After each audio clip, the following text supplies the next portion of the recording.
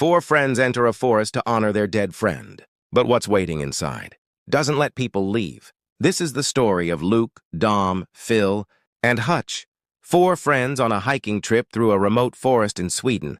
But this isn't a normal trip. They're here because of Rob, their fifth friend who was murdered in a robbery. They're carrying guilt, especially Luke, who could have saved Rob but didn't.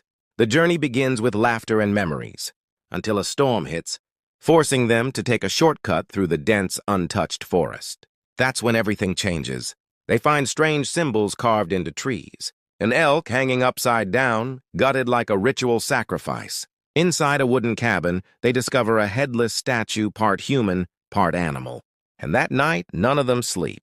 Each man wakes up screaming, covered in strange marks, having nightmares of Rob's death. Luke, the one who survived the robbery, sees visions, shelves of liquor, flickering lights, the same store where Rob died.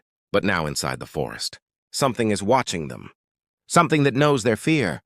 The next day, they try to escape, but the forest never ends. Compass stops working, paths loop back, and at night they hear something massive moving between the trees. A shadow, not quite human.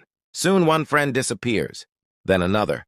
When they find them, their bodies are hanging from trees, arranged like an offering. Luke and Dom are captured by a strange cult living deep in the woods. These people worship an ancient creature, a Jotun, the offspring of Loki, the Norse god of mischief. It demands sacrifices of those who carry guilt and pain. And Luke, he's next. But Luke fights back. He breaks free, burns the cult's temple, and faces the monster head-on. A towering creature with human hands. A face carved into its chest, and eyes that see straight into his guilt. As dawn breaks, Luke steps out of the forest.